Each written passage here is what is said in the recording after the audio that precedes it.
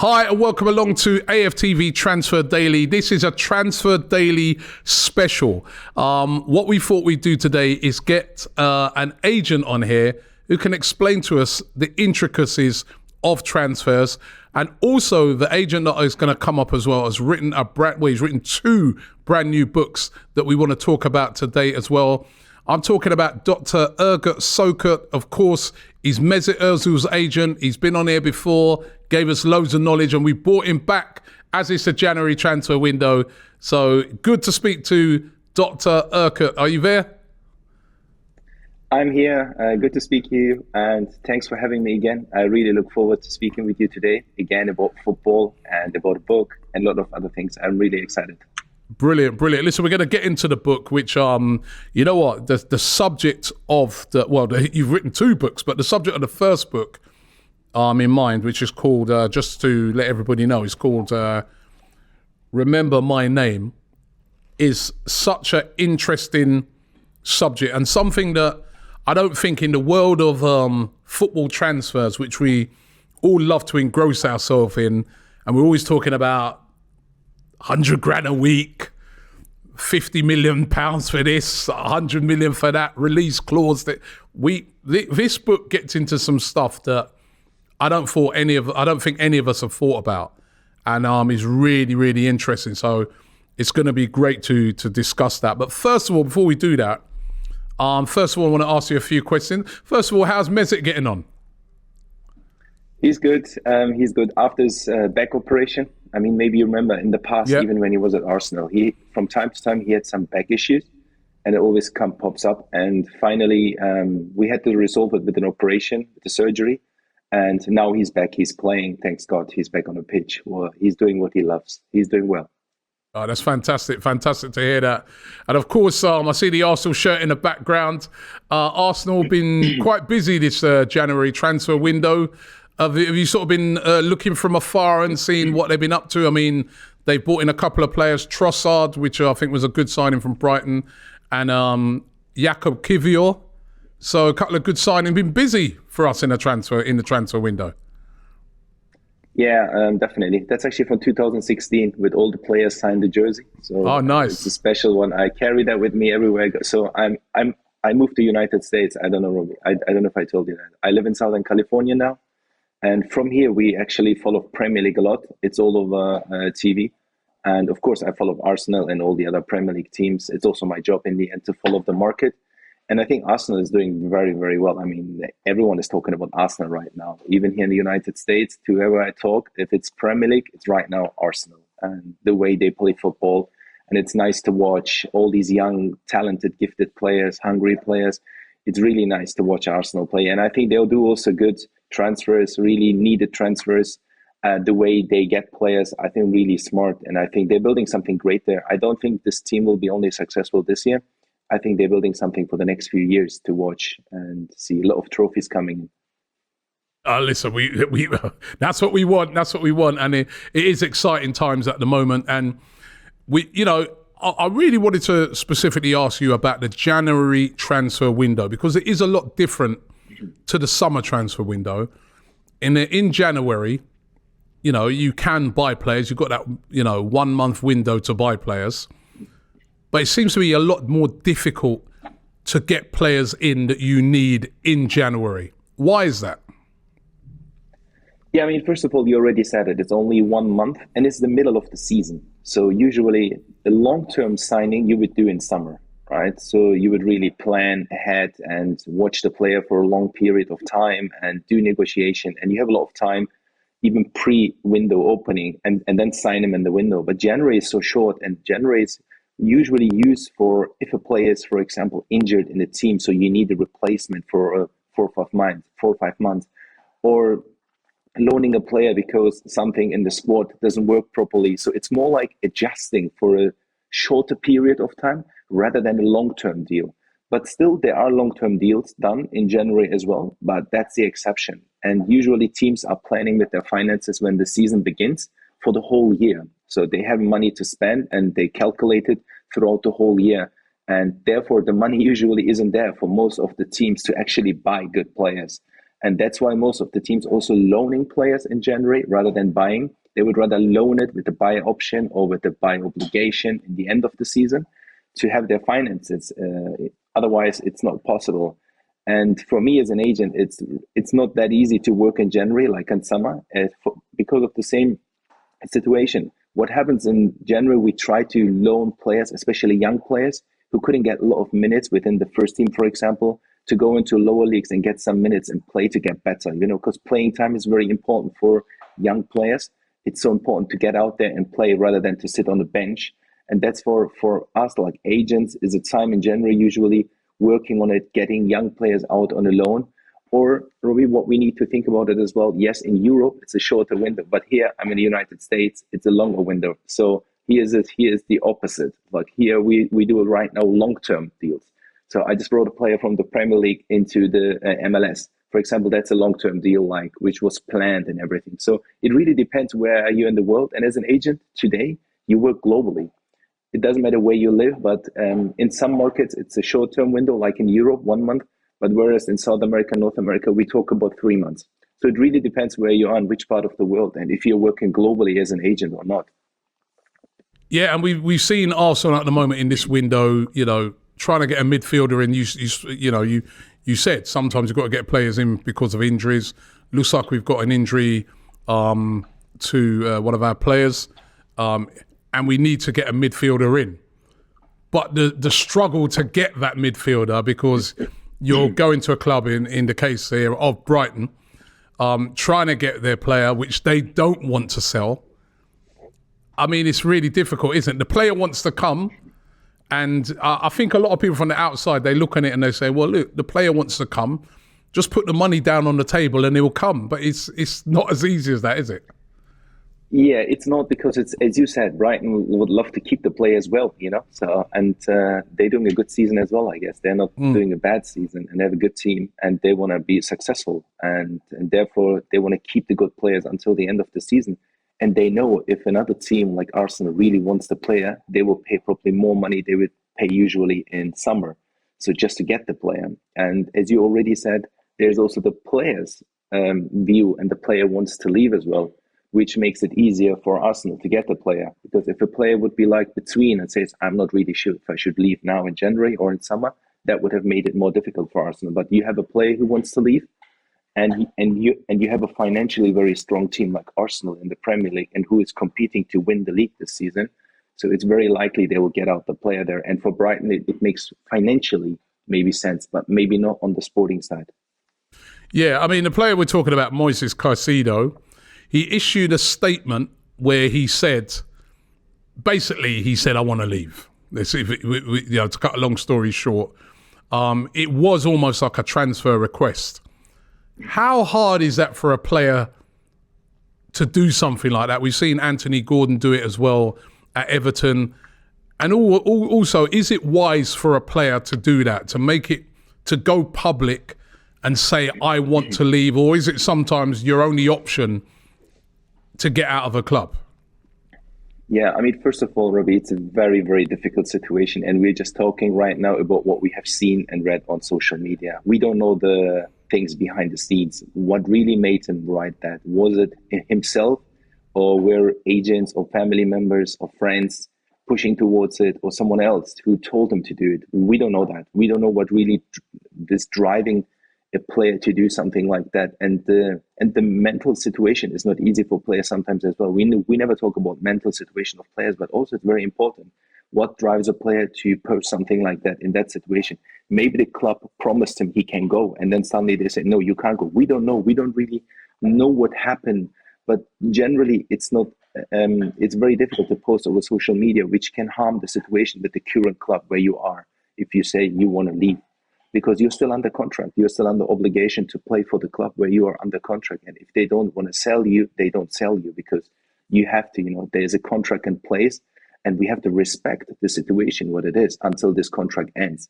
And you can only leave and get out of this contract if every party agrees on it. So it's not only the player's decision to say, I want to leave.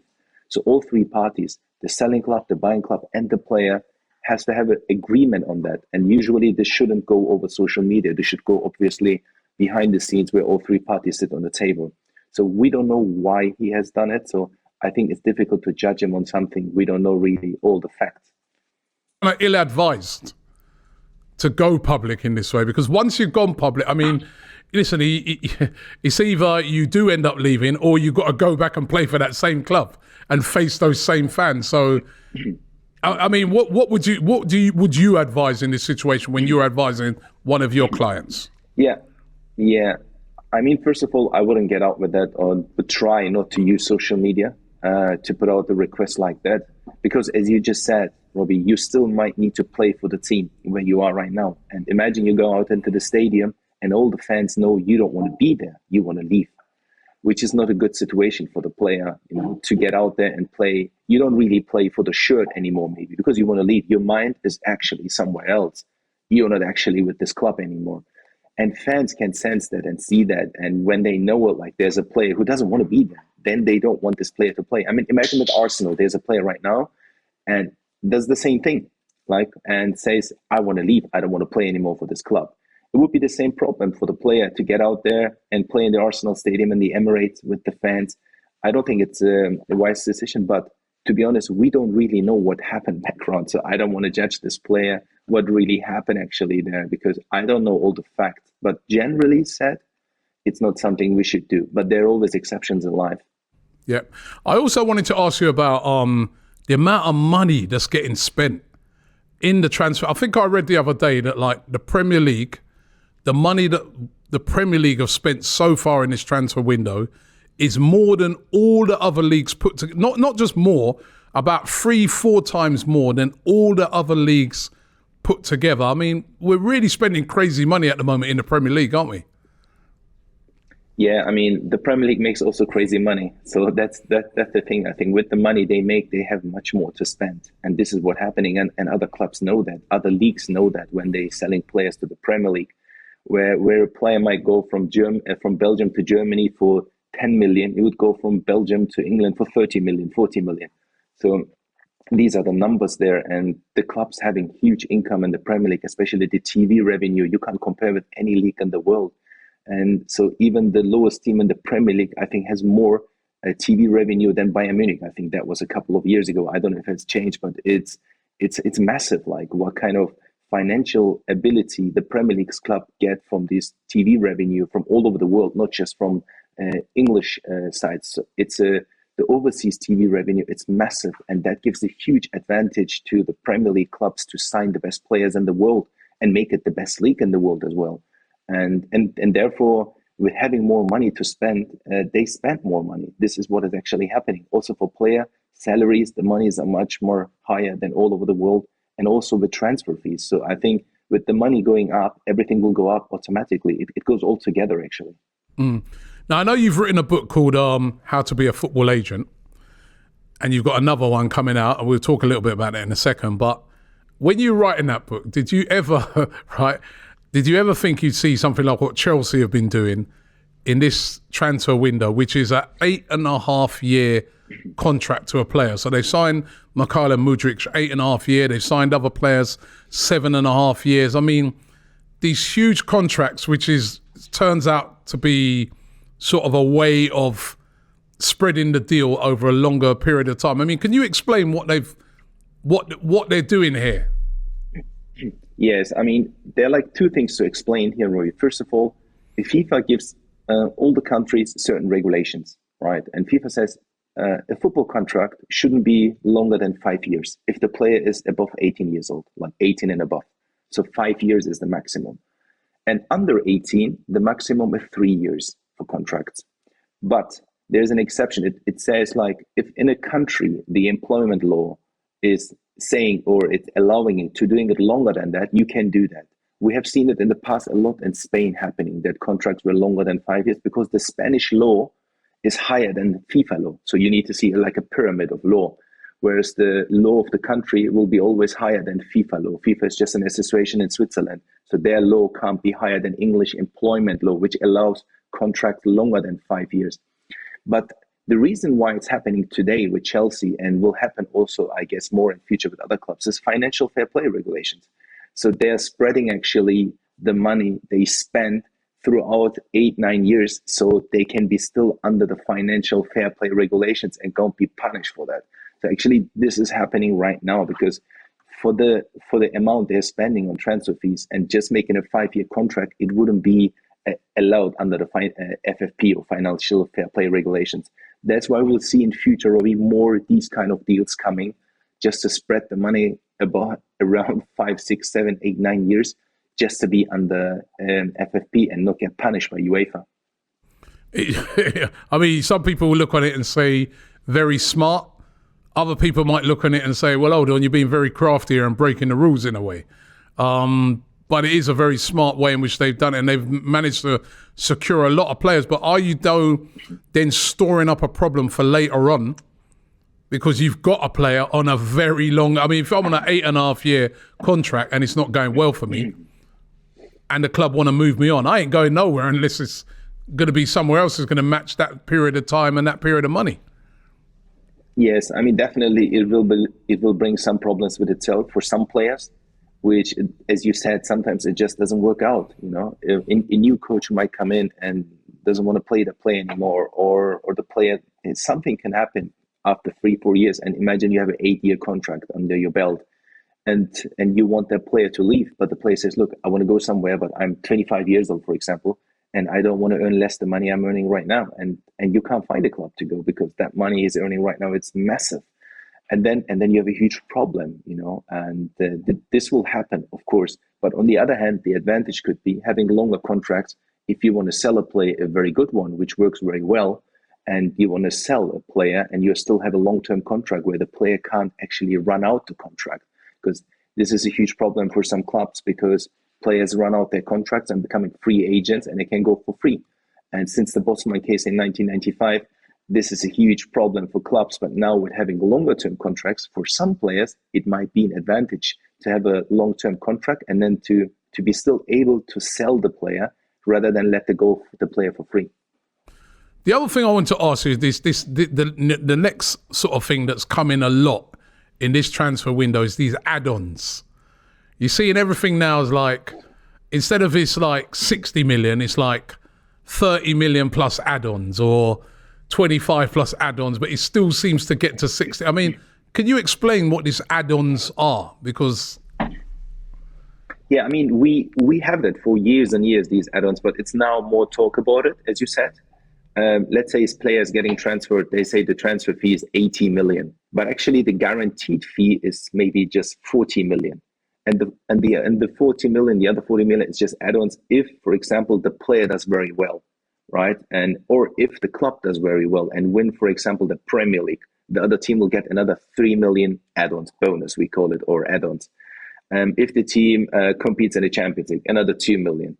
If the player scores 20 goals for that team, another 2 million. If the player wins the Ballon d'Or, another 2 million. So there are so many add-ons like that you can just add to make it up to 80 million.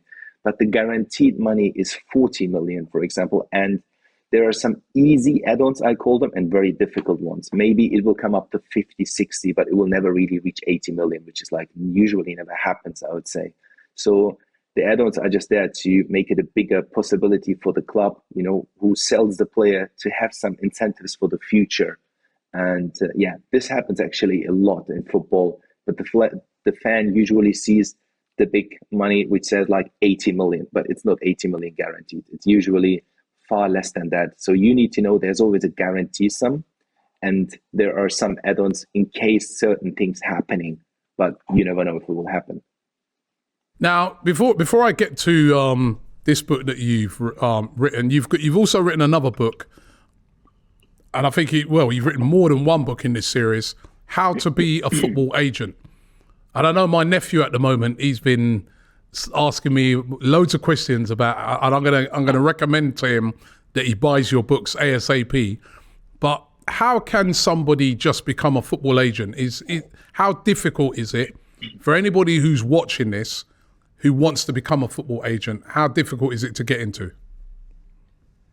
Yeah, I mean, very, very good question, Robbie. Yeah, it's now the third edition of How to Become a Football Agent is coming out with the new FIFA regulations, because FIFA, as you maybe know, have just approved new regulations for agents, which means in future, everyone who wants to become an agent needs to pass a FIFA agent exam. So this is new. This was like this before 2015. Then in 2015, FIFA deregulated the agent regulations. So no one had to pass any exam anymore. You just could register yourself as an agent in any federation. There were some exceptions like in France and Italy and Czech Republic where you still had to pass an exam. But generally, you didn't need it anymore. Like in England, if you wanted to be an agent, you just register yourself on the website of the Football Association, pay a fee of £500, welcome to the agency world. So to start as working as an agent is very simple to say, but to really work outside in the world is very difficult. So there are two different things. But from now on, everyone, like your nephew, if he wants to become an agent, he needs to prepare himself for the agent exam, which is the first one is in April. The second one is in September, where he go into and just apply online at the FIFA's website. And then you go to probably it will be in London at the Football Association's headquarters, where you go bring your laptop and there will be 20 questions asked. You need to have 15 of them right. If you pass them, welcome to the agency world. You get a license to work as an agent. But again, getting the license is one thing. Working as an agent outside is the other thing, which is very difficult and which, needs a lot of commitment over years and years. And so the idea I'm getting into the agency world and making millions, it doesn't exist really. That's 1 in 1 million, but usually most of the agents needs long-term commitment. It's really going outside, watching youth games, getting in touch with scouts, with parents, with players, with officials working inside clubs, with people from the media. It's so much work and you need to build that. It's like in any other business you want to build from scratch. There's another way you could go and work inside the big football agency. And there are big ones, especially in England for the ones. There are huge agencies like Stella or CAA Base. I mean, they're actually all bought by Americans now. So Americans are actually owning all the agencies in England today. But there are ways to get into that, like making an internship, seeing how it is inside, but you need to learning by doing. So there is no really, like you can't go to university like studying law and medicine and then become a doctor or a lawyer. You really need to get inside it and learning by doing it. There is no other way. Definitely not as is it because there are a lot of people that just dream and say, I'll pick up a player and I'll be earning a percentage of that $100,000 a week. It's definitely not that simple. And I guess it's a very cutthroat world as well, isn't it? Because you've got to be able to keep all of your clients. Yes, definitely. So if you're not doing well, your client in this today's world, loyalty in the agency world doesn't really exist. I mean, if you have loyal players and families, you're very lucky as an agent. So loyalty really doesn't exist. The players really change their agents very, very quickly. If, for example, you do a very good job for 3-4 years, taking care of the player and doing everything, day in, day out, and suddenly another agent comes in and cashes in with money for the family who might need money, financially not in a very good position, and says, here, there you go, 150,000 grand. You should sign with me when the contract runs out with the other agent, and the family might sign it. So, and then all the work you have done 3-4 years is literally for nothing. And this happens a lot. And money plays a huge role in this business. Unfortunately, a lot of families are money oriented. They kind of sell their kids rather than, finding the best agents who look after their kids in terms of education, in terms of marketing, social media, PR, everything. They would rather go with an agent that says, okay, this agent gives us, the family, money, and we choose to work with this agent because the money is more important for the family. So loyalty, it's a huge problem in the agency business. And that's why especially young agents who are trying to start, who are trying to really become successful, have it really difficult to compete with the big agents who have a lot of money, a lot of resources and network. So yeah, but as I said, it's difficult, competitive, but it's also exciting to get and work hard to become successful. And if like, say, somebody wants to become an agent, what would your book teach them? Does it teach them how to be able to do this test that's coming up? I mean, if you can just give us a little bit more about the information in those books. Yeah. I mean, the book is a very good guide for someone who would like to understand about the agency world, have never, read about it, how actually can I become an agent? And it's not only my opinion there in the book. So I'm the one who's writing it with two of my colleagues, but we have probably 15 or 16 expert opinions in the book of other agents, of sports lawyers, of people from the media. So it's actually very nice to read what they think about agents. There's an agent, for example, in England, he's a rugby and a football agent. So he's writing his opinion about being an agent. There's an agent from Germany. There's a brother of a football player. Actually, Welbeck's brother is writing in that book as well.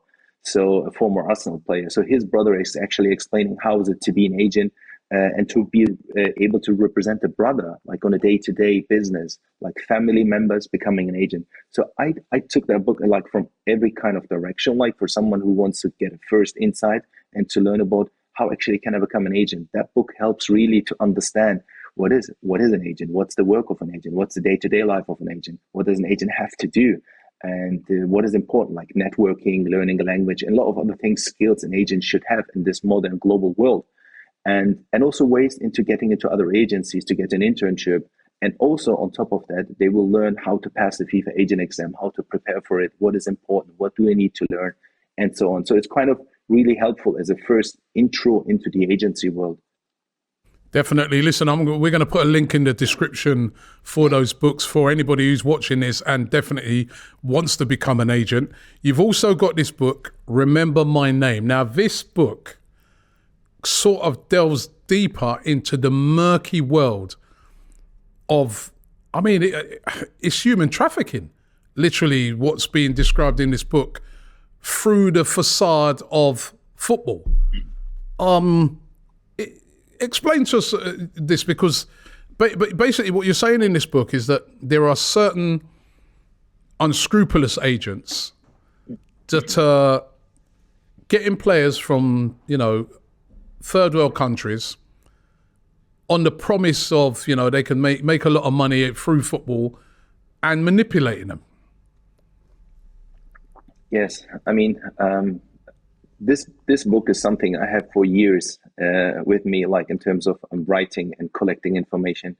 Robbie, when I write my novel, so this is the second, we talk about the first when I was there, was Deadline, about nepotism in football. This one is about human trafficking in football. And there's also trafficking in sports, and we don't really talk about that. We just say like, okay, there's human trafficking, but how does that actually happen in sports? And I've traveled all over the world in the last 20 years.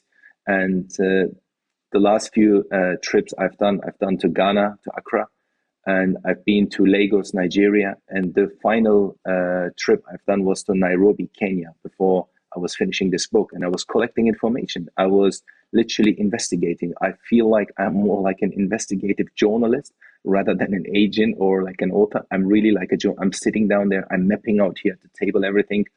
And what's the problem? Why is this trafficking happening in football? What is the cause? What's the reason? Who is behind it? Is it the government on the ground? Is it the Football Association? Is it UEFA, FIFA? What are they doing? So I'm really mapping out everything and trying to understand this difficult problem. I've even talked with two PhD students in England. They're from Nigeria, and they have written a PhD about this topic, human trafficking in football. I talked to them. I read their PhDs, and I've been to many conferences in different countries about this problem. Once I had all this problem together, and I knew what's going on, I started writing this book, Remember My Name, with a little boy from Lagos, Nigeria. His name is Afam, having this journey coming to France, to Paris, and all this danger throughout the way. And you said agents, but they're not actually agents who are taking this voice. They're so-called agents, or they pretend to be agents, but they're not registered agents in any federation.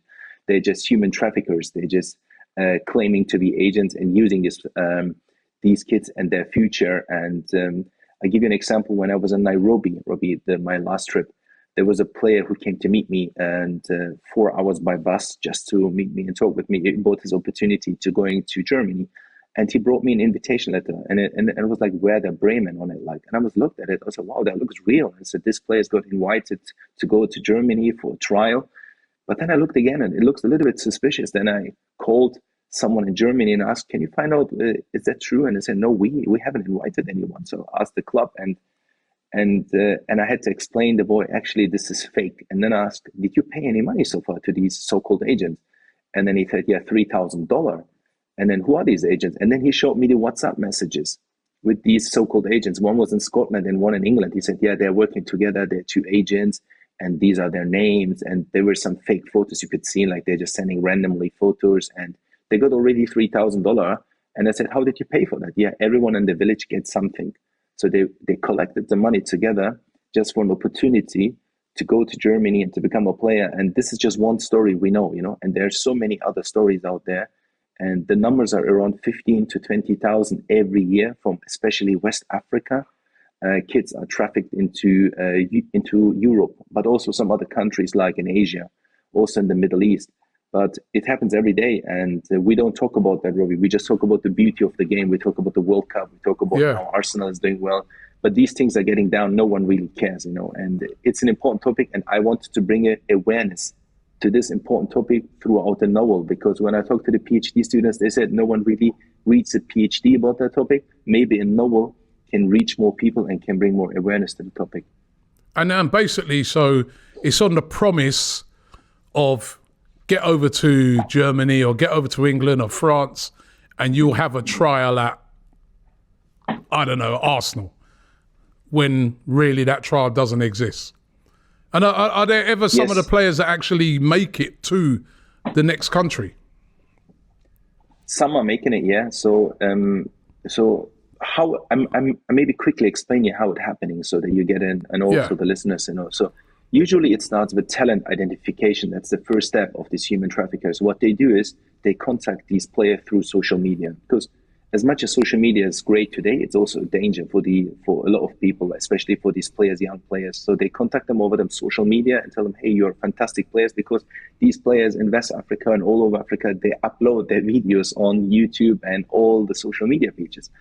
And some of these scammers go there and find them and say, oh, you're a fantastic player. I can bring you on a trial to France, England, Germany, wherever.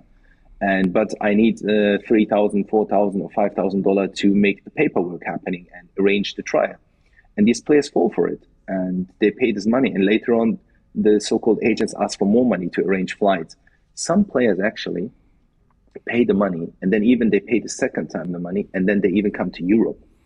Once they land in Europe, let's say a player lands in Paris, there are two things that can happen right now. There is really someone waiting for the player, taking the player and bringing for a trial, let's say in the 3rd, 4th, 5th division. Usually that's what's happening in the lower divisions. If the player makes it, then usually that so-called agent keeps even the passports and everything else and takes the money of a player, which he receives in the next few months or 1 year. This is one scenario. The other scenario is what happens actually more often is that the player, there is no one there. So the player just lands somewhere in Europe and is just abandoned. No one is there and is left alone by himself, right? And what happens is with most of these players, they don't want to go then back because they feel ashamed. They're on a tourist visa, educational visa, anything like that. And once the visa runs out, they don't want to go back home because they feel ashamed, because they took that money from the family, from relatives, from the neighbors, and now they don't want to go back. So they usually end up living illegally in European cities, or they end up entering these criminals groups in these cities, which happens a lot of time as well, and they got exposed to them as well. So I think there's a lot of and this happens all the time in all over Europe. It's not just a problem we have in France or in Belgium. I mean, it's massive, but nothing really happens because everyone is telling Robbie, "Oh, it's not our problem. It's the problem of FIFA. FIFA is not our problem. It's a problem of the Football Federation in West Africa." The Football Federation in West Africa would say, "It's not our problem. It's actually the problem of the government because it has to deal with foreign ministry." And so on. What happens is, actually, it's everyone's fault. It's all of our fault because we don't care about it, right? So everyone needs to sit on the table. There needs to be task force. It needs to have some solutions. One is, I said, bringing awareness to the topic. But secondly, we need to create legal ways for them. If a player is 18, there need to be some legal ways to come over, like for them, where they can go somewhere in Lagos and in Accra to say, hey, I'm a good player, can I maybe go on a trial? And so in the legal structure, so that they don't need to do this illegal ways and lose their money or even die on the way. No one talks about that, for example, Robbie, but so many actually die when they were trying to cross the Mediterranean, right? So we had this case a couple of years ago when the boat was, on the Mediterranean with over 200 people or so, and everyone died. Apparently, 20 of them were going for trials. We don't talk about that. They're like young kids underage going to become football players with the dream. Someone told them, like in this case, it was, I think, Olympique Marseille and Atletico Madrid. Those are two teams the so-called agents told them they're going for.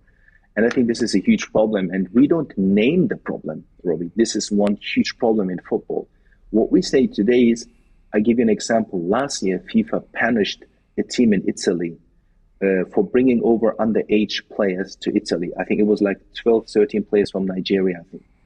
FIFA punished them and called it as a breach of Article 19. Article 19, FIFA says a player under 18 can't be transferred internationally. Simple. So, right, it's restricted.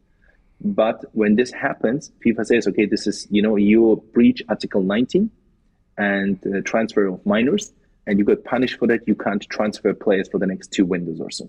But actually, it's human trafficking. We don't name it. We see it as a breach of a regulation of FIFA.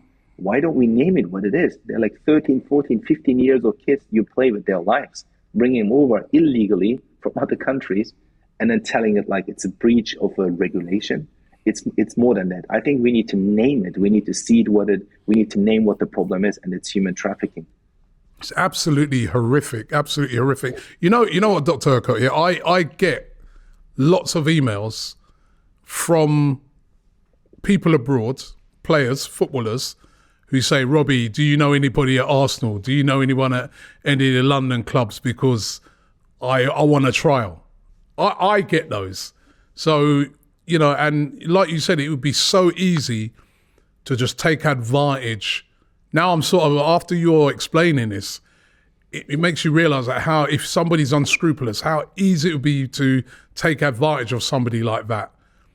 And it's horrible. It's horrible. And so in the book, this is a story of you've sort of done it in a novel style with the story of an individual that falls into this trap. Yes. Yeah, so it's a novel style. The characters are fictional, obviously. But what's happening, like the facts, there's an investigative journalist from England. Her name is Annabelle. She's like one of the main characters. She's investigating. She's finding out in Paris that they're actually the governmental sides. There are people taking kickbacks because, Robbie, this is $1 billion business. Human trafficking we're talking about is $1 billion business worldwide. So it's huge. So of course, if so much money is involved, sometimes or not sometimes, very often official people from the government, from the state are involved as well.